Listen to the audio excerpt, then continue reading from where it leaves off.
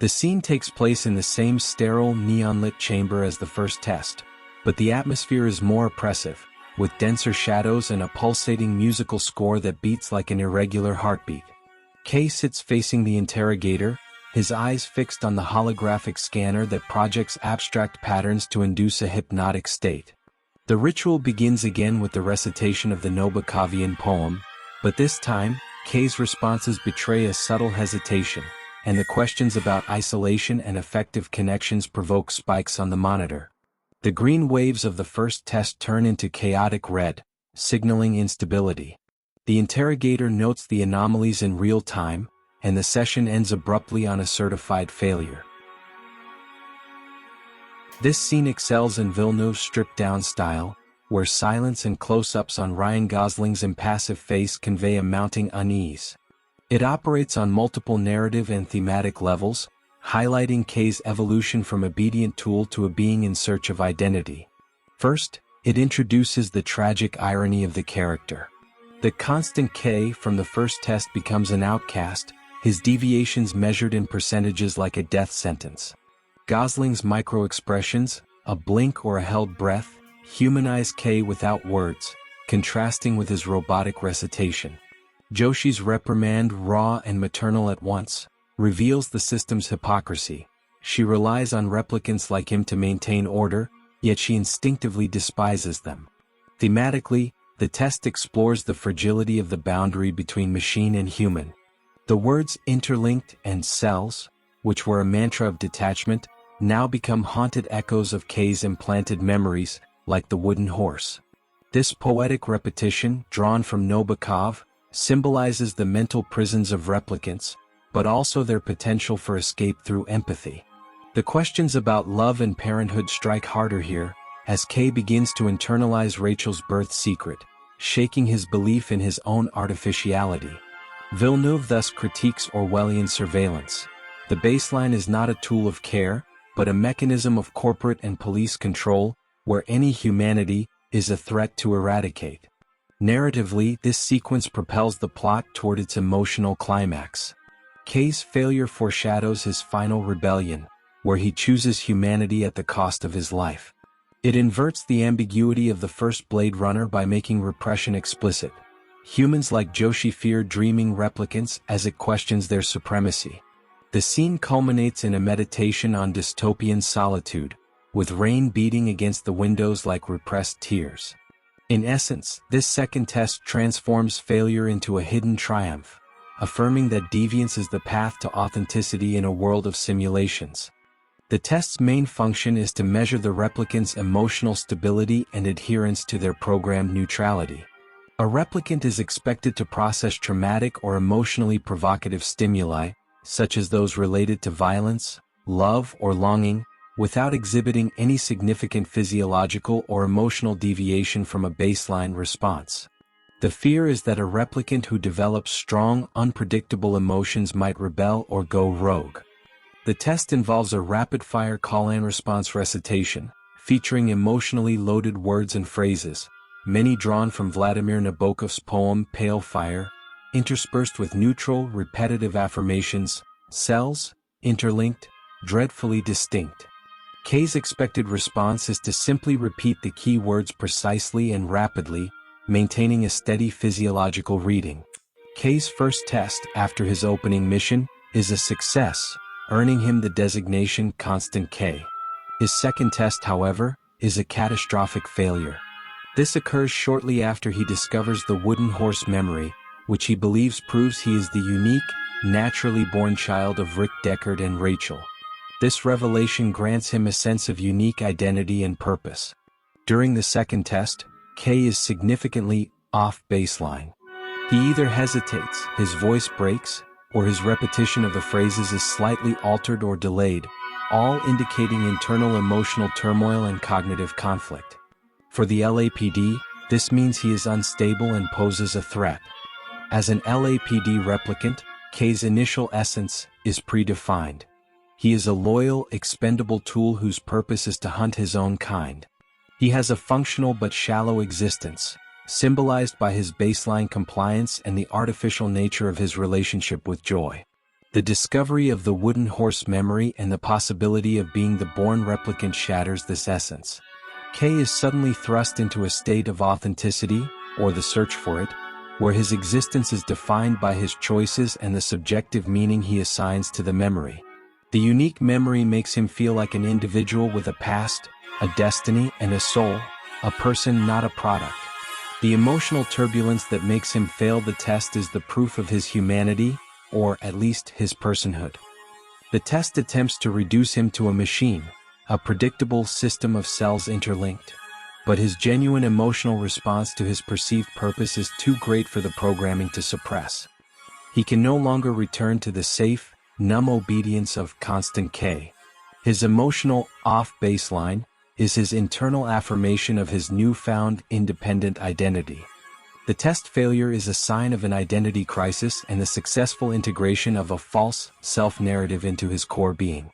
The belief that he is the messianic child provides K with a sense of self-worth and destiny that his programmed existence entirely lacked. This psychological shift is so profound it overrides his basic programming, making his responses volatile. His internal conflict is between his programmed duty.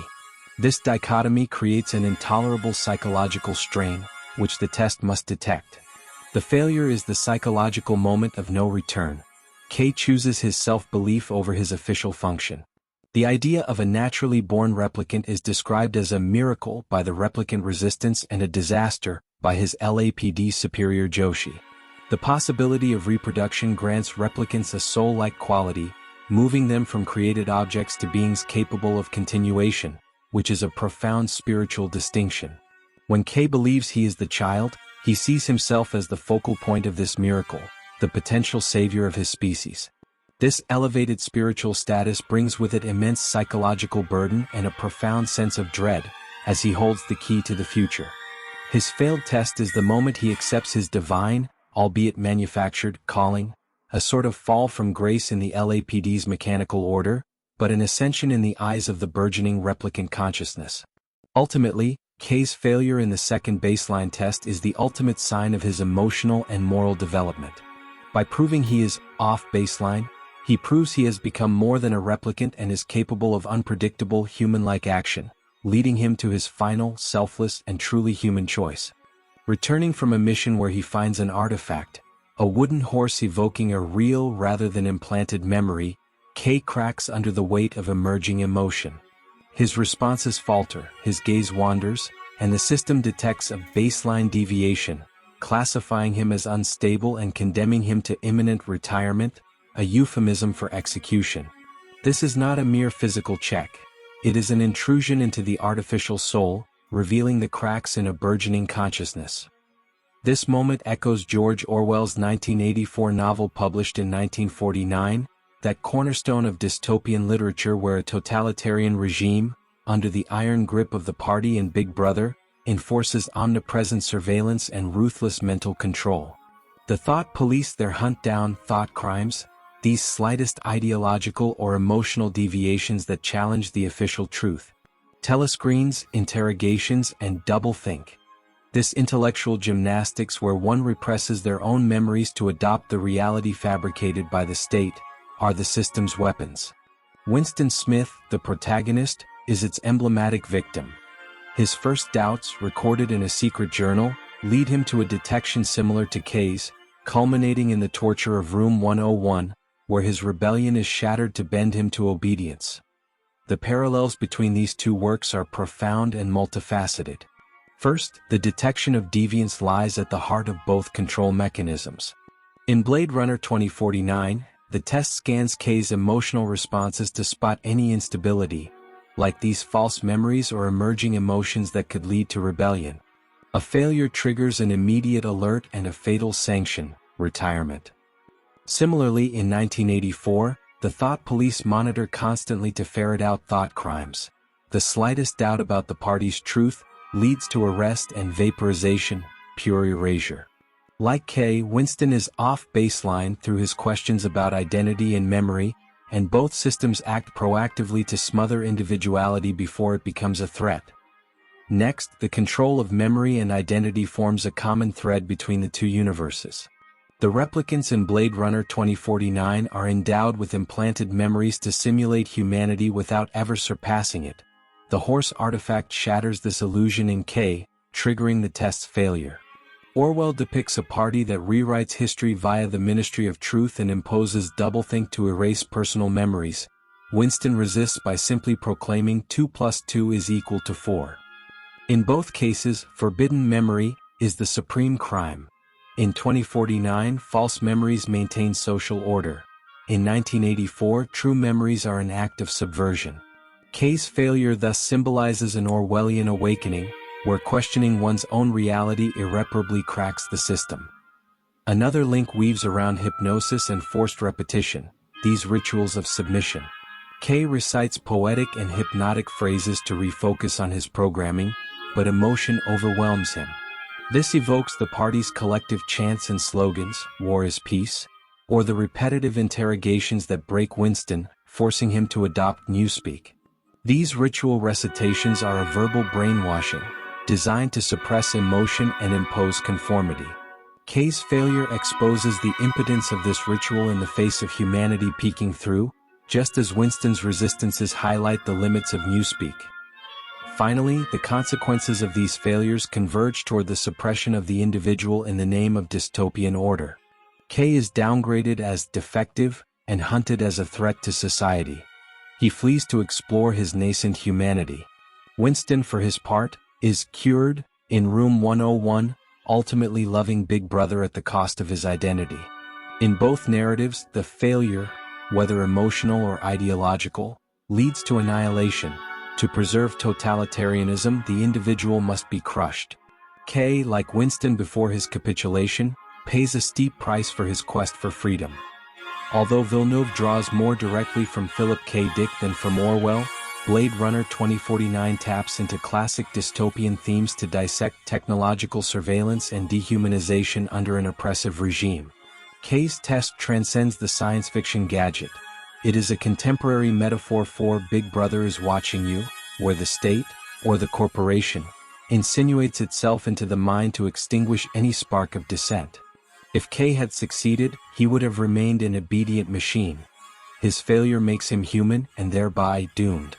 Likewise, in 1984, the party's victory lies in total submission, where love of power supplants all authentic bonds.